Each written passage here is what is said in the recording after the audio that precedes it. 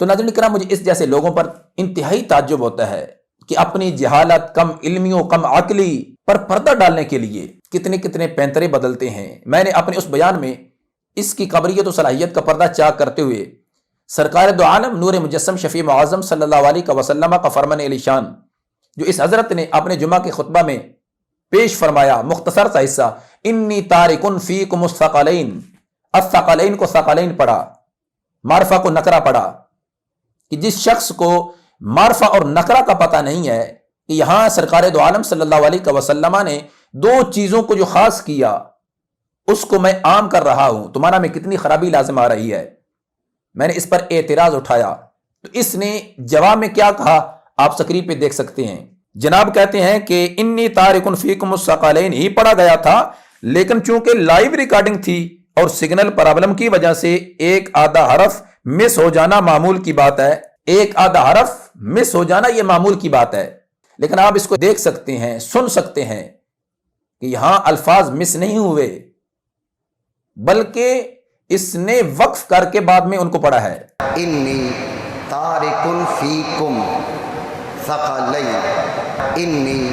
تارکن فیکم ثقلین۔ اور آگے چل کر یہ جناب خود ہی اس بات کا اعتراف بھی کرتے ہیں، بلکہ میں کہتا ہوں کہ میں نے قصدن انی تارکن فیکم ثقلین ہی پڑھا، میں نے قصدن پہلے کہا کہ سگنل پرابلم کی وجہ سے ایک آدھے حرف کا مس ہو جانا یہ معمول کی بات ہے، لیکن آگے چل کر یہ کہا کہ میں نے قصدن انی تارکن فیکم ثقلین پڑھا تھا۔ اور اس پر دلیل کیا دی مجھے مخاطب کرتے ہوئے کہ مجھ پر اعتراض کرنے والے اور میری قابلیت و صلاحیت طلباء کے سامنے، علماء کے سامنے رکھنے والے کہ اسے نحویر بھی نہیں آتی، اگر وہ صحیح مسلم شریف ہی دیکھ لیتے تو وہ مجھ پہ اعتراض نہ کرتے، لیکن میں اس نام نہاد مفتی اور سستی شہرت کے پجاری مفتی کو اتنا ہی کہنا چاہتا ہوں، ہم جس امام جلالی زیدہ شرف ہو کے شاگرد ہیں، الحمدللہ اللہ کے فضل اور رسول اللہ صلی اللہ علیہ وسلم کی نظر عنایت سے اس مرد قلندر نے ہمیں جو بخاری شریف، مسلم شریف پڑھائی ہے، 10 شروحات ساتھ رکھ کے ہمیں پڑھاتے رہے ہیں، تو جناب کا یہ کہنا کہ میں نے مسلم شریف کی روایت پیش کی ہے اور وہاں یہی لفظ موجود ہے، یعنی ثقلین نکرہ ہے، معرفہ نہیں ہے،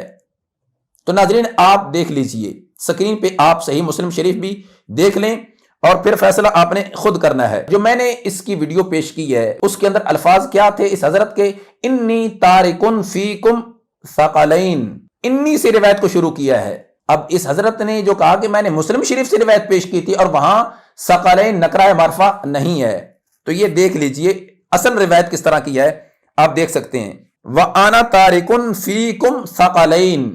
یہاں روایت آنا سے شروع ہو رہی ہے، انی سے نہیں ہو رہی۔ جناب مفتی محمد چمن زمان صاحب، آپ نے جو اپنے اس ویڈیو بیان میں روایت پیش کی ہے وہ انی تارکن فیکم ثقلین پڑھا ہے، اور جو مسلم شریف کا جناب حوالہ پیش کر رہے ہو یہاں وَأَنَا تَارِكٌ فِيكُمْ ثَقَلَيْن ہے، تو جناب کے نزدیک ضمیر مرفوع منفصل جو کہ مبتدا بن رہی ہے، اور وہاں جو انی تارکن فیکم الثقلین میں لفظ ان حروف مشبہ بالفعل اور یا ضمیر محلن منصوب اس کا اسم بن رہی ہے، تو کیا جناب کے نزدیک یہ کوئی فرق نہیں؟ میرا جناب پر یہ اعتراض ہے کہ جو تم نے انی تارکن فیکم ثقلین پڑھا ہے، مسلم شریف کا حوالہ دیا ہے وہاں تو وہ آنا ہے، آنا سے روایت شروع ہو رہی ہے، انی سے نہیں ہو رہی۔ ہاں یہ دکھاؤ نا کہ جو جناب نے انی تارکن فیکم ثقلین پڑھا ہے تو مسلم شریف میں بھی انہی الفاظ میں ہو بہو دکھاؤ کہ وہاں پہ بھی یہ ہو، لیکن وہاں تو ہے وَأَنَا تَارِكٌ فِيكُمْ ثَقَلَيْن۔ ناظرین کرام، یہ ایک مسلم شریف نہیں بلکہ میں نے 2-3 جو مکتبوں کی ہے ان کو دیکھا ہے، آپ دیکھ سکتے ہیں سب کے اندر۔ اب یہ دوسری مسلم شریف ہے، اس کو بھی آپ دیکھ لیں، وَأَنَا تَارِكٌ فِيكُمْ ثَقَلَيْن، یہ بھی آنا سے شروع ہو رہی ہے، اور ایسے ہی یہ تیسری بھی آپ دیکھ سکتے ہیں، یہ بھی وَأَنَا تَارِكٌ فِيكُمْ ثَقَلَيْن، آنا سے روایت شروع ہو رہی ہے، انی سے نہیں ہو رہی۔ جناب مفتی چمن زمان صاحب، تمہیں ماننا ہوگا، جناب کو نحویر بھی نہیں آتی، وہ فنون بلاغت کا مستقل باب، وہ بات کا معاملہ ہے، پہلے نحو میر، پھر شرامید، پھر کافیہ، پھر جامع، اور پھر نحو میر میں بھی جو بنیادی قواعد ہیں، اسم فعل حرف، اسم معرفہ ہے یا نکرہ، اس کا بھی نہیں پتا۔ اگر جناب میں دم خم ہے تو جو روایت تم نے پیش کی ہے انی تارکن فیکم ثقلین یہ دکھاؤ، اور پھر جب اپنی دم پہ پاؤں آیا تو اس وقت تو سرکار دو عالم نور مجسم شفیع معظم صلی اللہ علیہ وسلم کا فرمان علی شان بھی یاد آ گیا کہ تمہیں بھائی کی آنکھ میں تنکا بھی دکھائی دیتا ہے لیکن اپنی آنکھ میں شتیر بھی نظر نہیں آتا، کاش کہ اے سکر کے سستی شہرت کے متلاشی مفتی، سرکار کے اس فرمانی علی شان پہ تو نے امام جلال زید اشرف کی ذات کے لحاظ سے عمل کیا ہوتا کہ جس ہستی نے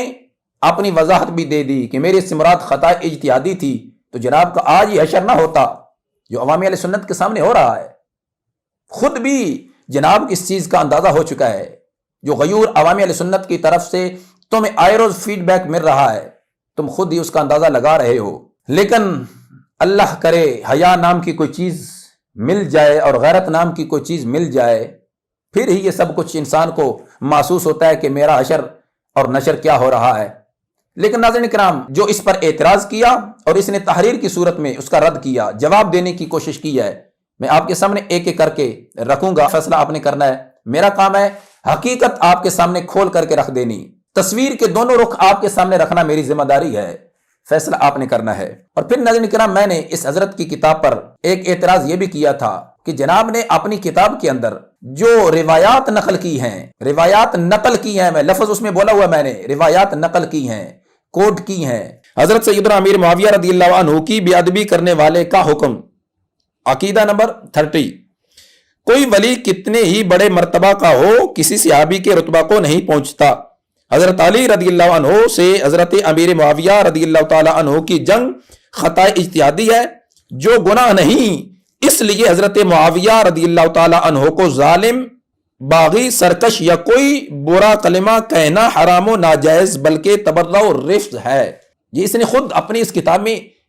نقل کیا ہے۔ اب اس نے اپنی کتاب کے اندر جو روایات نقل کی ہیں اور جو حکم صحابہ کرام علیہم رضوان کے بے ادب گستاخ کے لحاظ سے ذکر کیے ہیں، اب اس نے اپنی کتاب کے اندر جو روایات نقل کی ہیں اور جو حکم صحابہ کرام علیہم رضوان کے بے ادب گستاخ کے لحاظ سے ذکر کیے ہیں، جناب کا عمل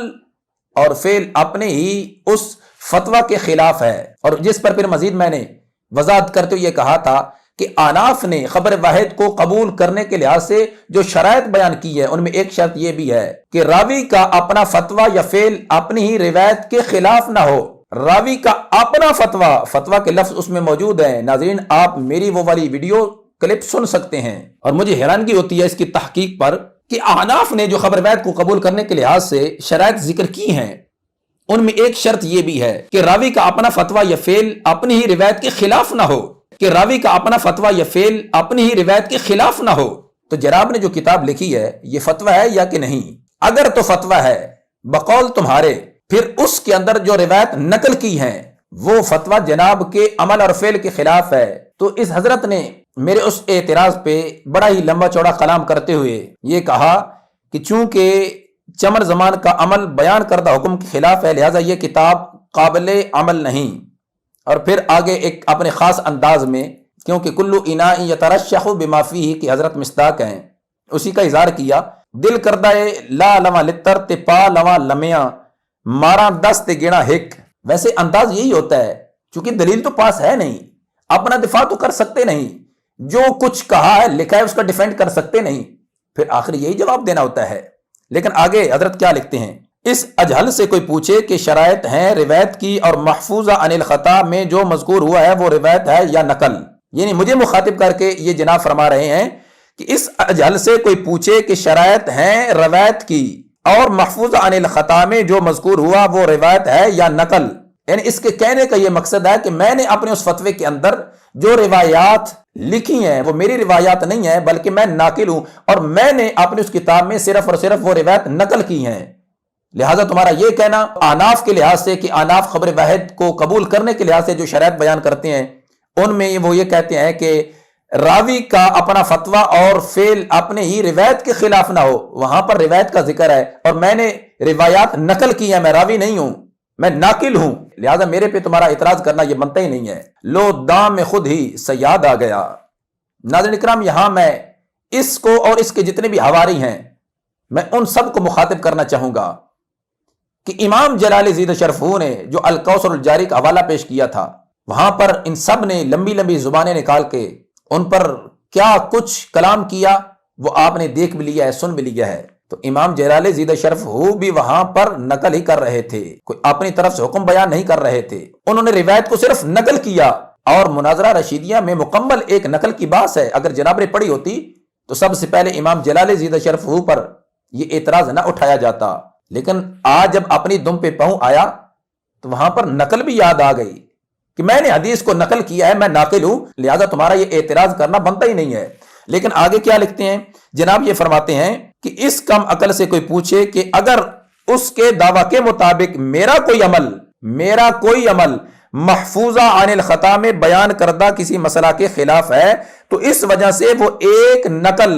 غیر معتبر ٹھہرے گی یا پوری کی پوری کتاب ہی غیر معتبر ہو جائے گی۔ یعنی اس بات کو بھی اس حضرت نے خود ہی تسلیم کر لیا ہے کہ مجھ پر اعتراض کیا گیا جس روایت کو لے کر، جو کہ میں نے پہلے اپنے اس ویڈیو بیان میں حضرت سیدنا امیر معاویہ رضی اللہ تعالی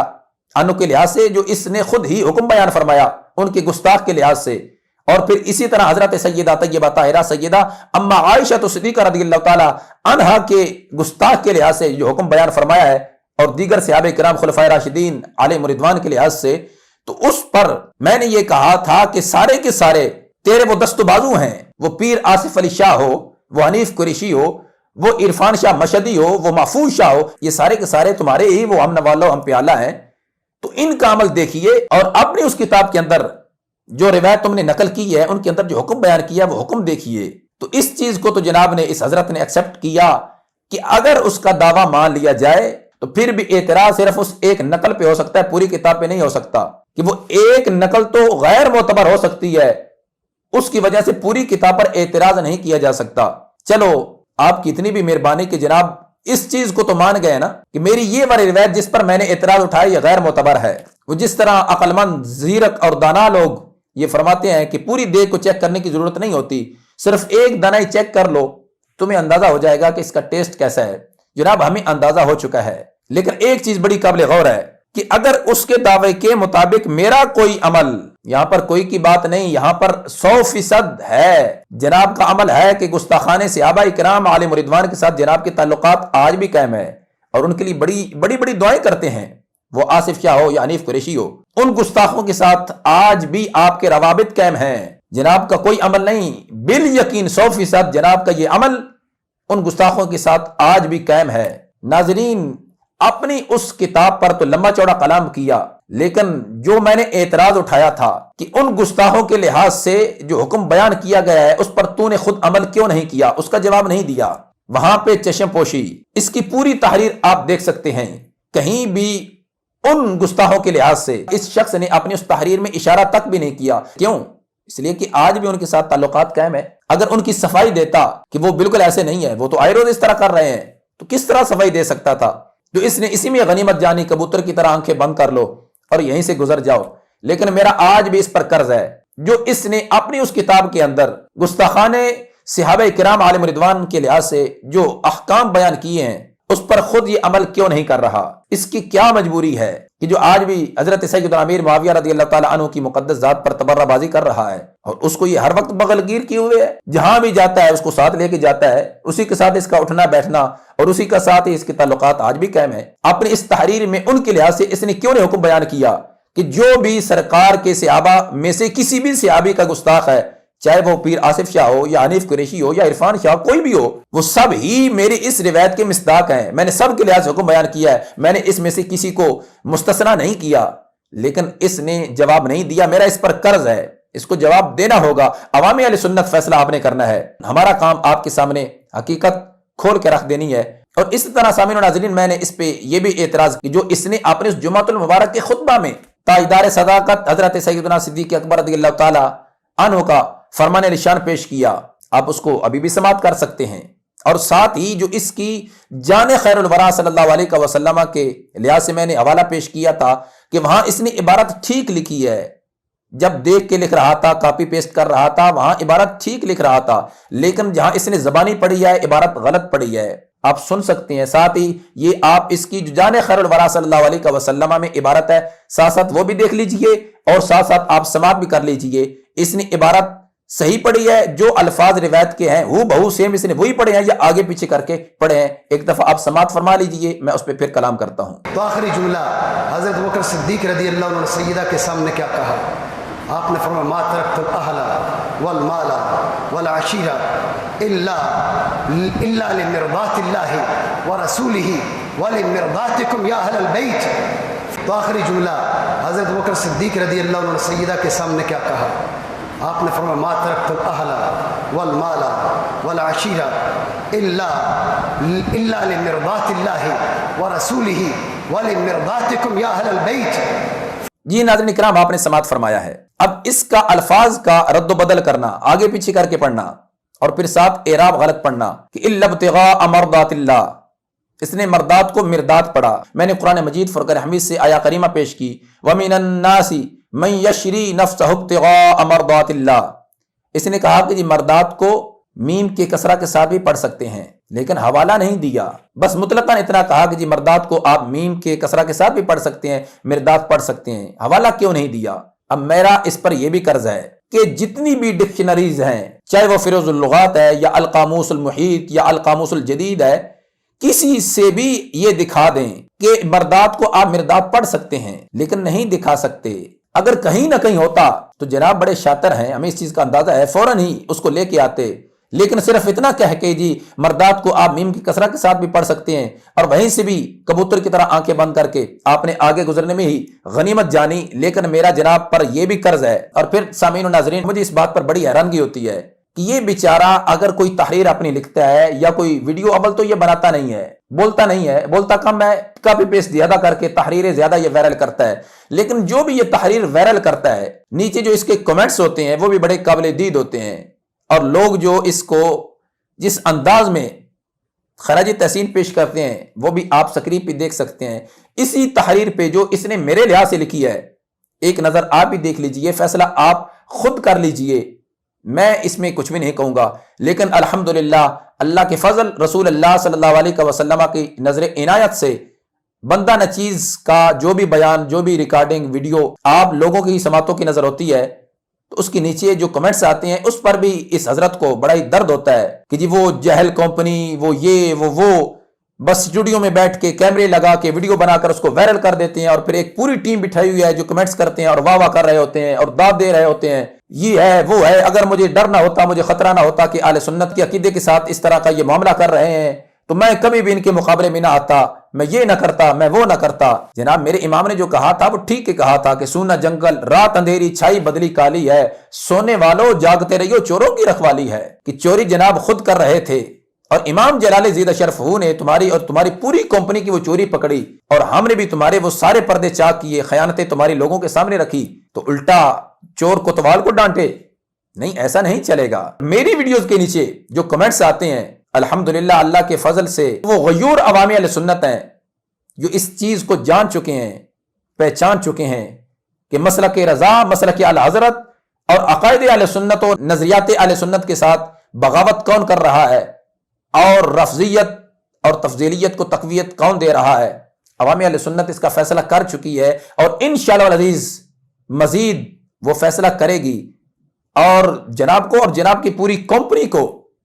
اپنی آنکھوں سے اپنا حشر دکھائی دے گا کہ عوامی اہل سنت نے ہمارا حشر کیا کیا ہے۔ میں آخر میں صرف اتنا ہی کہوں گا، اے تعصب زدہ چمن تیرے کردار پہ خاک، بغض کی گرد میں لپٹے ہوئے تیرے معیار پہ خاک۔ اللہ تعالیٰ کی برگاہ میں یہی دعا کروں گا کہ اللہ تعالیٰ مسلک اہل سنت، مسلک رضا کو قائم و دائم رکھے، اور اللہ ہم سب کو اس کا پرچار کرنے، اس کا دفاع کرنے کی توفیق رفیق نصیب فرمائے، اور ہمیں اس پر استقامت نصیب فرمائے۔